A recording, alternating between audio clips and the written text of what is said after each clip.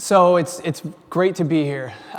Thanks for having us out. It's great to be a part of the Search Church. We've always just watched it, and it's great to be here and seeing this building and seeing Philadelphia for what is the first time for me, is to be in the city, in the heart of the city. And we're going to talk about big wins for big sites. And I thought about today, what were the things that I wanted to discuss? So I came up with this first title, which was 3 Silent Traffic Killers. And then I realized that I'm tired of killing just in general, so I figured that's not a good title.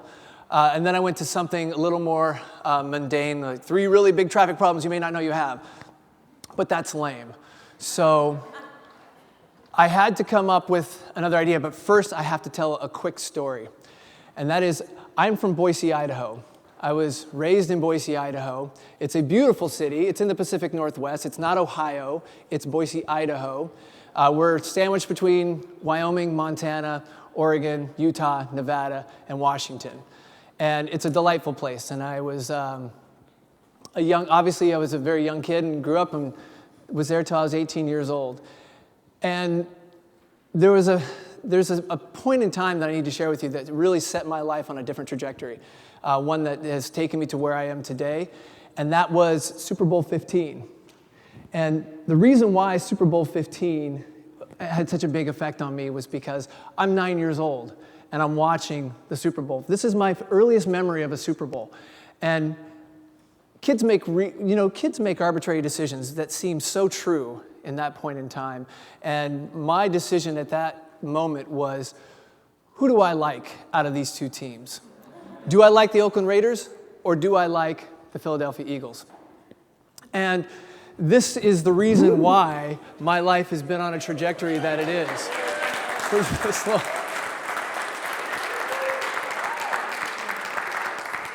And we clap, but there's a lot of pain associated with this affiliation. This has not been an easy road for me, but I like their uniforms better. And that's the reason why I'm a Philadelphia Eagles fan. And to show you I'm not pandering to the audience, I went back deep into the archives, the annals of Simmonds, to show you that if you look really close in this picture of me in 1983, you will see that I'm wearing my Eagles hat. And my wife said to me the other day, "What are you doing going through your scrapbook?" And I said, "Because I know there's a picture of me wearing an Eagles hat somewhere here," and I found it. Not only that, but this shot is chock full of awesomeness because I am sitting in the Laserdisc sit-down version of Mach 3, for those of you that know, and there's a sit-down Star Trek behind me. This is awesome. Not to mention my hat. So, 3 really big traffic problems you may not know you have, or 3 traffic problems, but more importantly, how the Eagles can avoid losing 11 straight home games. Because I am on a pilgrimage. 33 years in the making, I have never seen an Eagles football game, ever. I live 2,600 miles away from you, and I've been following the Eagles for 33 years, since I was 9 years old. And that's going to change this Sunday, because I'm here on a mission to change the course of action that is happening here in your city. Something that never happened at Veteran Memorial Stadium, something that should not have happened at the Link, has happened. I am on a pilgrimage to right the wrongs and do my part to help this city make sure that we don't lose that game on Sunday. That's why I'm here, and to talk about the 3 big problems that you have in Search. So I'm off to the Link. I am doing my job. I have indoctrinated my children from an early age to be fans of the Philadelphia Eagles. I am doing my part. And now I'm here to go to this game on Sunday to make sure we kick the crap out of the Redskins. I pray to the right gods. I pray to the gods of Cunningham, of Carmichael, Shady, Dawkins, Jaworski, and of course Reggie. I'm doing my part, and throughout this entire presentation, I'm going to be paying homage to these guys. We will be praying to them to make sure that we can counteract what has happened to this point in time. So, Let's talk about search. I digress. Google is not transparent. Google thinks they're transparent, but they are not transparent. But they said something about a year and a half ago that was very interesting. And that says that they have found over more than 30 trillion unique URLs on the web. They crawl 20 billion sites a day, and they process 100 billion searches every month. That's a lot. That's a lot of decision points. That's a lot of opportunity. But that's also the process of change, because Google's search team made 530 improvements this year already to get it closer to the future. That's a lot of changes to the algorithm. I had a conversation with Dr. Pete. If you're not following him, follow this guy, because he's one of the smartest people at Moz. And he is definitely somebody that is keeping his finger on this pulse. And I asked him how many changes have happened. And he says, well, it depends on what you mean by the definition of change. But there's 600 or so, they say, and that's up from last year. Well, there's 365 days in a year, so you can do the math and how many changes Google is changing the algorithm on a daily basis. And he pointed me to this site where you can see Google, this is on Google's site, and you can see how many launches they've done this year. 665. That's just this year alone. So it's constantly evolving. It's constantly changing. So the most important slide I have is SEO is not a project. It can never be a project. The definition of SEO, sure, we could go off and talk for a long time about that, but we don't need to. It just can't be treated as a project. And that's what big sites come up against all the time, is you think it's done, and it's never done. It doesn't matter what department you're working in with an editorial team or product or technical group, or even upper management. It can never be done. It's not a project, and it shouldn't be treated as such, because if it is, it will fail. So a lot of things have happened that make up a universal search, and that's one of the biggest changes we've seen, right? To the 10 blue links is a universal search. There's so many different ways to get into that results page, but what a great opportunity. Not to mention the fact that each one of these is in flux all the time. You saw, well, you can see here, from the iPhone 6 launch, you see the news box, the one box for news appearing at the top. You see authorship. You see apple.com below the fold. This is their product, and they're below the fold. You see images, you see video. This is all happening, and it's all changing. The way they measure this is all changing. The knowledge graph is obviously set SEO on end. Their acquisitions of these big data companies that they're using to feed in these results of examples like of Barack here that actually have changed the way that Google is thinking. Google wants you to stay on the search results page. You click any of these links down the right-hand side, and it doesn't take you to a site. It takes you to a new search. That's a big deal. That's a fundamental shift in what Google has done previously. If you want to see more information, go look at the day the knowledge graph exploded. It's a great article that talks to you about the future, the past, and what's going on with the knowledge graph. Because this one box popularity, you can see, this is a great report that Searchmetrics does, and it's about due out. They do it at the end of the year. But you can see how often those one boxes appear. So video is by and far the leader, followed by images, shopping, maps, and news. And how they're increasing over time how they're changing over time is only increasing. And you start to see some really interesting shifts. So for example, I run the same search, Mad Men TV show, on Firefox, and I get the carousel across the top. I run the same search on Chrome, I don't get the carousel. I run the same search on Safari, I don't get the carousel at all, but I get a different set of results on the right-hand side. This is just me sitting at my desk running across different browsers. 650 changes happening so far this year. A lot of different ways. This is opportunity, right? You get increased personalization. Depending on these very vague searches, you're going to get an answer based on where you are. The worst product name in the world is Search Plus Your World. However, Google does this, and look, you can tell this is obviously my page. I start typing in PHI, and then this tells you a lot about me. It tells you where my favorite trails are. It tells you who I'm talking to. It tells you what music I like, and it tells you that I am slave to the Eagles. You get more real estate for branded searches. And so this is where there's a real opportunity, though, if you are a brand, because you have a way to gain or grab a hold of some of this real estate here. And then, of course, there are the dreaded, fuzzy, cute animals, and of the penguins of the world, the secure search, the penguins, did I say penguins? Panda and hummingbird. Now, everybody is freaked out about this, but my point is that this is opportunity. You shouldn't freak out about this. This is job security. Every time Google makes a change, another opportunity is there. There's 650 plus changes happening every day, and some of those are going to favor you. So the three things I'm going to talk about are Google Mobile, image search, and safe search. Things that have been happening that you may not be aware of that have happened in the last year. But first, so let's talk about image search. Image search has been changing, and this one's going to suck. And I'm sorry, but we need to take a moment just to a quick prayer. This is part of our ritual at the Simmonds household where you wear your paraphernalia, right?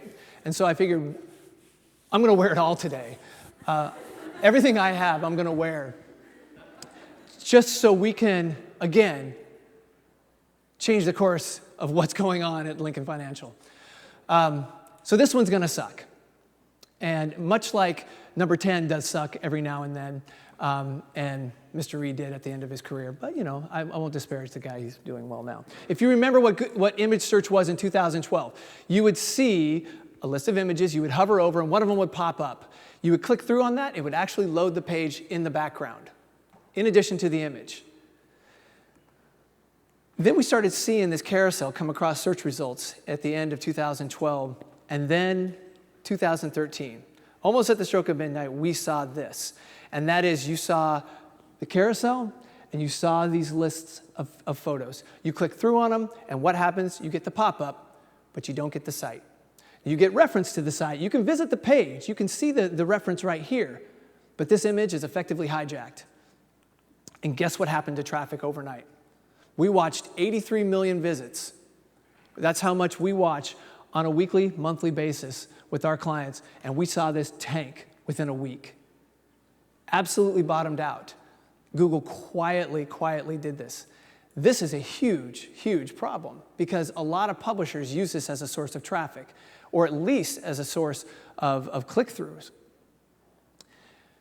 What did Google say about it? They said the phantom visits, and that's what they called the pop-up when they loaded your site in the background. The phantom visits were causing problems for some webmasters, and so we thought we could do away with that. That's gone now. This, along with new options to reach publisher sites, is a net win for webmasters. I don't know who Pierre Farr is. I haven't ever heard of him since or before. He may not be a real person. Because here's the net win for webmasters. We saw this drop, and it has not come back, and it's not going to come back. And that sucks. Image search, for optimization purposes, is effectively gone. It's dead. So you think, okay, what do we do as a webmaster? Webmaster guidelines say you make pages primarily for users, not for search engines. So as a result of that, you talk to any photographer, how do you protect your information, your copywritten information, your trademarked information? You watermark it. And so that's one of the best ways. And you'll see that out in the wild, right? You'll see watermarked images or somebody's property. So we started to see a normal shot like this in the new Google search with these kind of watermarks. Really interesting stuff. Click here for full resolution. It almost is a trigger if you think about it. You don't see it in the thumbnail, but once you click on that image, you'll see this, and you are enticed to click through. You certainly can't grab it there and use it for PowerPoint, like we all do. But what you can do is click through and get the image, and you're on the site. And you started to see services pop up like this as a hot link defense, and that was the term that they were using, to defend against hot links. They never named Google, but this was one of the services. There are WordPress plugins that you can put on your site to protect your images, called Google Breakdance, which was clever. I'm a guard as well. And then there was a company called Pixabay that was kind of on the forefront of this. They saw it, and you should go use their site. If you're not using Google Images, don't use Google Images. Go to a place like Pixabay, for example, because they share free images, and you can upload free images, and it's a great service, and it's free. And so they started looking at doing the same thing. This is a public domain image, but you can get it, but you got to click through to get it. That's what you have to do. And they started tracking it. And they got up to speed really fast, because if you remember, this started at the beginning of January. They had this launch by February 17th, and their traffic started to increase. They started getting click-throughs back. That was a big deal. You started to see long-term. It started to build back up, and around here, this was where they were fully operational. And then something started happening. They started to see a steady decline. And with that steady decline, we started to see these kind of images going away. We didn't find them anymore in Google search. That was suspect. And they finally decided, we've got to stop. We've got to stop. And they pulled the watermarks off their images, and traffic subsided. It was lower than when they originally started, but it stopped the free fall. So Google is effectively pulling out images that have watermarks on them. And that's a big deal. If you have images and you're using those as a means of promotion, unless you're willing to have Google hijack those images and grab those images and use them and keep them on their site, much like they do with the knowledge graph, this is not the way to do it. So there are some solutions, but there's not very many good solutions. But you have to look at you can still optimize your images for contextual relevancy on the page. You're adding keywords to the page. It's a small signal, but it's a signal nonetheless, and it's good for users. Because Google might change course. We went to the OPA and asked them to do something about this. They're the lobbying arm, and we've asked other governing bodies to do something about this. This is a big deal for publishers. Nothing happened.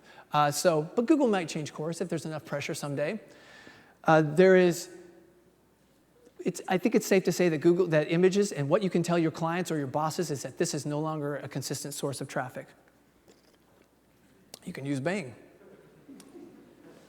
Or you can use Pixabay. Now I want to talk about safe search. But for a moment, we need to pray.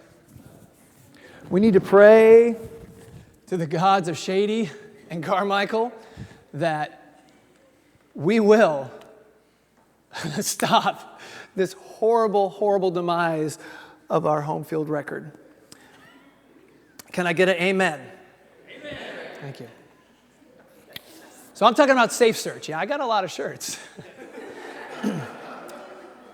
So let's talk about Google Safe Search. And I'm not talking about the secure search that stole all our keywords. I'm talking about safe search, where Google filters your explicit, finger quote, explicit content based on if it's adult, if it's inappropriate, whatever that may be, whatever those guidelines may be. And these are filtered for a number of reasons, but we need to talk about what has happened. Again, back to 2012. You don't need to read all this, but what it means is in February, in March, in April, May, June, July, August, and September, they made big changes to Safe Search. Some of it was detecting adult content.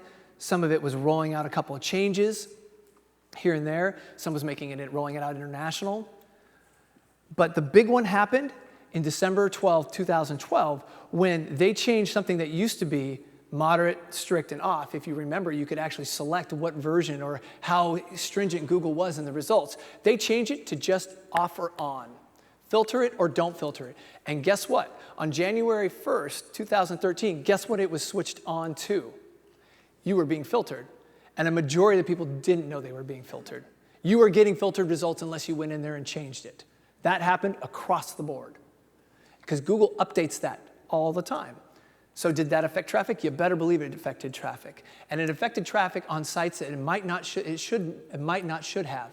And so we had a lot of clients that had content that was talking about sexual health. There was absolutely some content in there about sex. There was content in there that maybe didn't use the most appropriate language. And this content was filtered. And so it starts because one of those updates said, there's a particular update in here that talks about where it classifies you. This change improves our classifier used to categorize pages for safe search in 40+ languages. So, this was a very well-known site. And this was a site that was extremely popular amongst a very wide demographic of men and women. And we saw traffic tank as a result, a 49% drop in daily referrals. And we didn't know why. And we were able to track it back to the day of when when safe search, this shift happened. So you can see things like this. You go run, if you have filtered searches on, if you have safe search on, you'll search for things like this that are fairly inappropriate, and they'll be filtered out. But you're saying, but yeah, okay, my voice is unique, and this is, yeah, but guess what? Google doesn't care. You could be getting filtered, right, and not even know it, and not even know you took that hit in traffic. You could say, it's seasonality. Yes, but if they put you in that bucket because you say some words, or if you talk about explicit content in a way that, even if it's healthy, if you are grouped into that bucket, you could be losing traffic and not even know it. Now, we have seen some weird changes happen. As things become more popular or more accepted in the lexicon or in our society, whatever that may be, you see that it has changed. And these numbers might be a little washed out, but you can see when you are signed in or when you are filtered versus not, numbers change and the results change. Sometimes you can search on things that when you have safe search on, this is just blank. So it's very good to find out if you are in that bucket. Now, we found that for health-related content, if you are a health-related site, if you don't use the word, like we'll say, pussycat versus vagina, if you use certain words, yeah, you're probably going to be okay. But if you start kind of straddling that gray line, there's a pretty good chance that your voice could be a problem. If that's the voice of your blog, if that's the voice of your site, it could carry you over the edge. There are things that you can do, though. So we found that if you can sequester that information, so if you have that information that could be deemed inappropriate, you can move it over into its own vertical and protect the rest of the site. That does work. So long as you don't link off the home page to any of that content. You can link in the navigation, you can link at the channel level, you can go from article to article that's inappropriate, would be deemed inappropriate. You can do that, that's okay. And we saw traffic come back immediately because of something like that. So you can sequester it.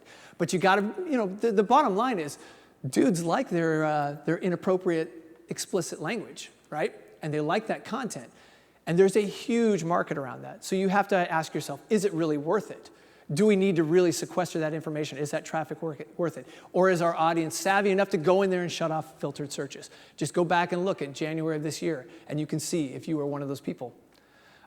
If you are, you can submit a request to Google. If you search for the Safe Search filter, you can actually ask Google to review your site for appropriateness and tell them what you've done. We have sequestered this, we've removed this, we've made this kid safe, et cetera. And they're fairly responsive to that. But that's a way to resubmit. And you can search on the stop lists. And that is and they basically just go watch George Carlin. He'll tell you what the words are you shouldn't be using. But we've seen that Google's attitude towards it in the end kind of changes with public sentiment. As terms become more pervasive and acceptable, we've seen Google change as a result. So this is my last section, and that's mobile.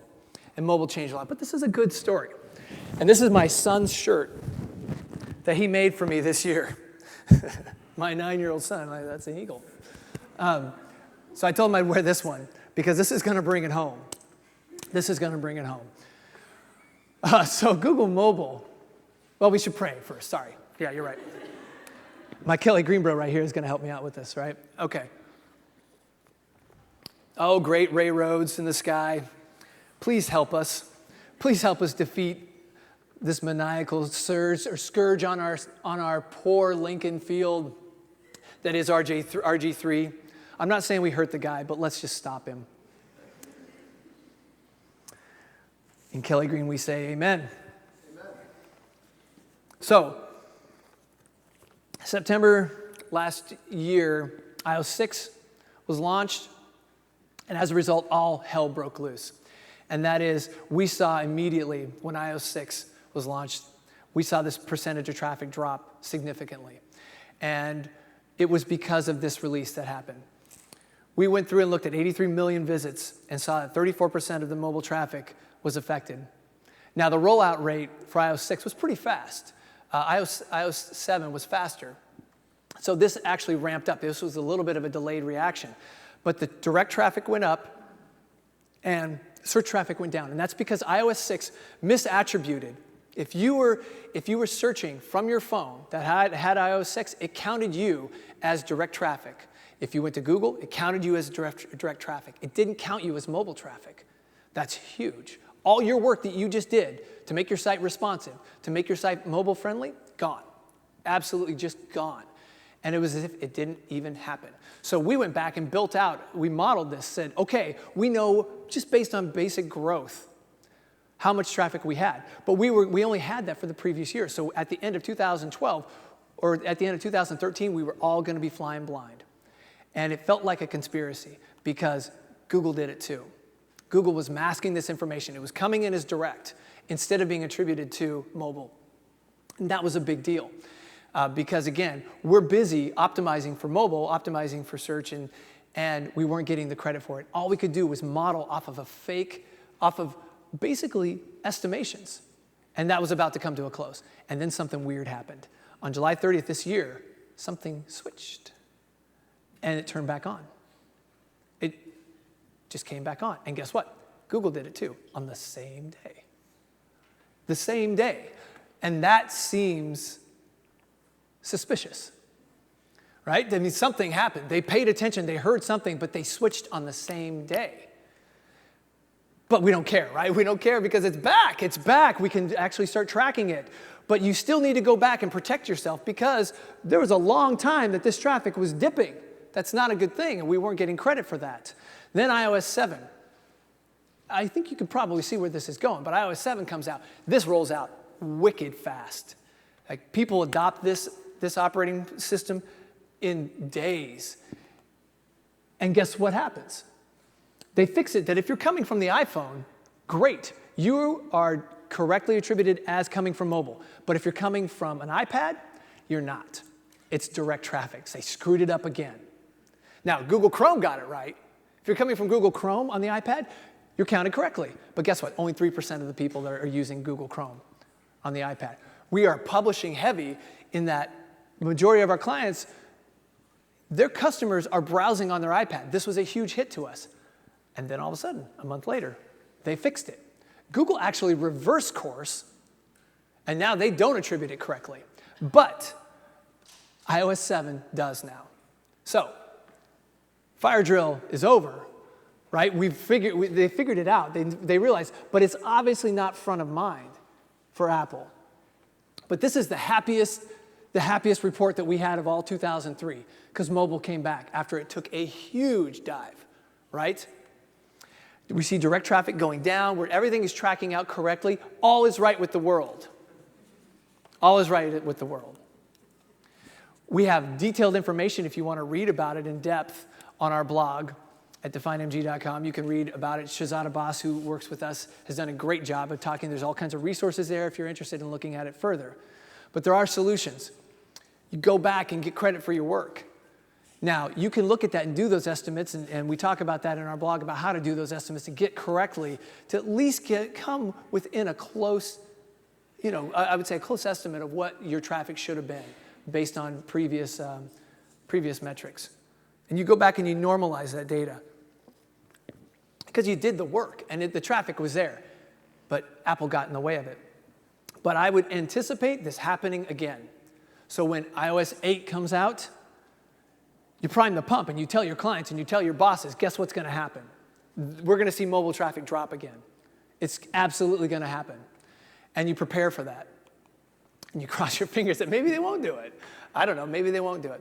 And the last slide that I'm going to leave you with is that Google has an incredible amount of information from companies like McKinsey, they got from Bain, and they do all this marketing data that they don't really talk about very much, but there are some really interesting reports in here that talk about some of the issues that we just talked about today and how they've changed and what is, you can break it down by demographics from automotive to travel. I appreciate the time. I'm grateful to be here. Follow me on Twitter and go Eagles!